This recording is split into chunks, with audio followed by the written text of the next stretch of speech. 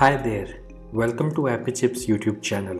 I am Ambajan and today we will learn how to install this app on Mac using Homebrew, which is also popularly known as simply Brew. But before we get started, let me answer some frequently asked questions first.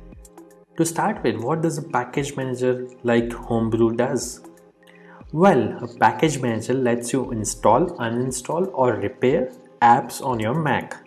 A package manager is very similar to App Store on macOS or Microsoft Store on Windows operating systems, except that a package manager uses commands that you type on Mac terminal to install or uninstall different programs. Some of the popular package managers for Mac include Homebrew, Nix, and Macports.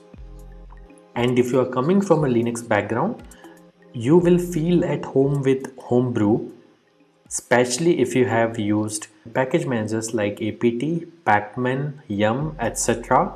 on Linux based operating systems. Next up, is it safe to install the Mac apps via Homebrew? Short answer, yes. In fact, Homebrew is the most popular and thus most widely used package manager on macOS. Moreover, Homebrew is a non-profit member of Software Freedom Conservancy Foundation, also known as SFC Foundation. Many other open source projects like Git, BusyBox, Samba, Wine are all part of this Software Freedom Conservancy organization. Also, you might be surprised to know that Homebrew is the most forked project on GitHub and it has the largest number of contributors on its GitHub repository.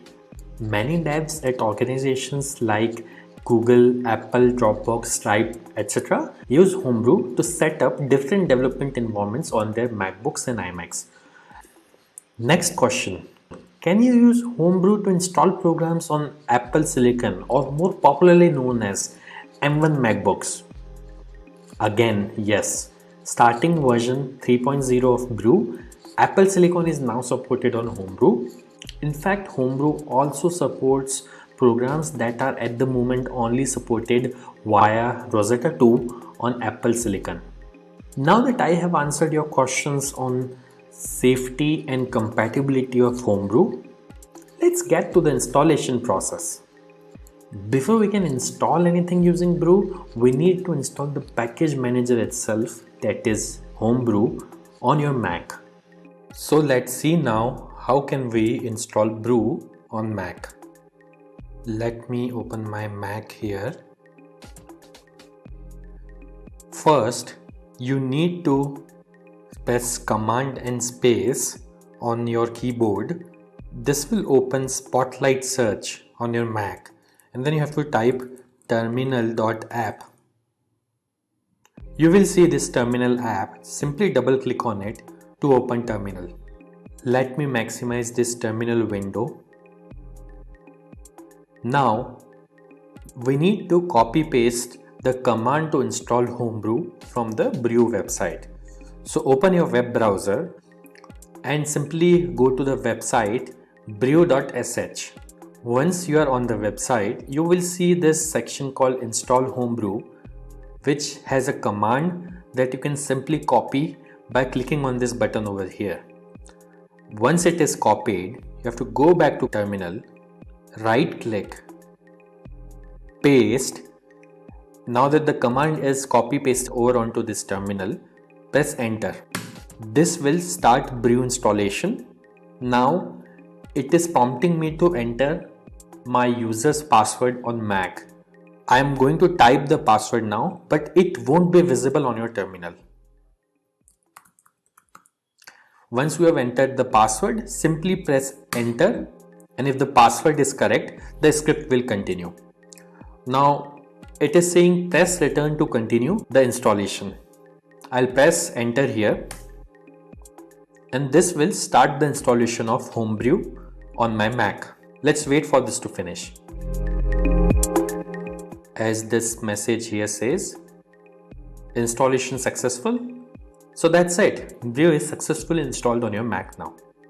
Now before we proceed, I would like to highlight that Brew collects anonymous usage data via Google Analytics. As you can see on this page, if you want to opt out, you can simply run this command brew analytics off and press enter, which simply disables the anonymous usage data collection on your Mac.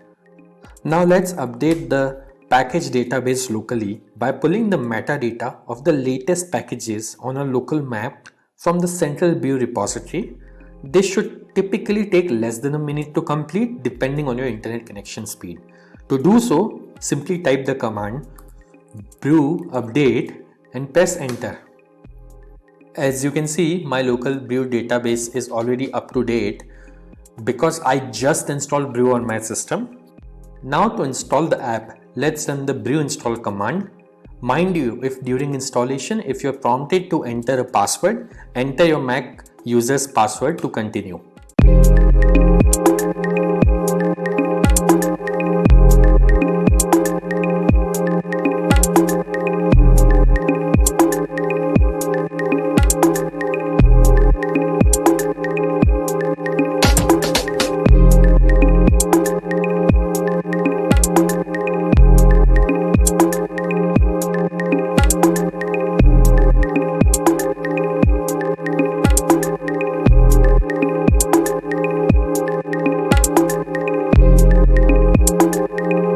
That's it. The installation was successful. If this video was useful, don't forget to hit the like button. And if you faced any problems during the installation in this video, please leave a comment below and somebody from AppyChip team will reply back to you. If in future any app installed using brew stops working, then you can simply reinstall it using the command brew space reinstall space the name of the program. For example, I'll try to reinstall this program called Hello, which is already installed on my system. As you can see, it is downloading the program and it says reinstalling Hello, and now Hello is successfully installed. And if you want to uninstall any app installed using brew, simply run brew space uninstall space the name of the program. In this case, I will try to uninstall the program Hello, which is already installed on my system. As you can see, within a few seconds, it says the program is successfully uninstalled. Also, over time, brew might end up consuming disk space on your Mac as it keeps installers of the programs that you had installed on your hard disk in a cache directory. So you can use the brew space cleanup command once every 6 to 12 months to free up some space on your Mac. This command removes app installers and older versions of the packages only. It would not uninstall any of the apps that you have installed. As you can see, brew cleanup was successfully run on my system. So do subscribe to our channel as we have tutorials for installation of over 9,000 programs on Mac, which will come handy. If you need to install other apps on Mac in future, chances are that we have got it covered already.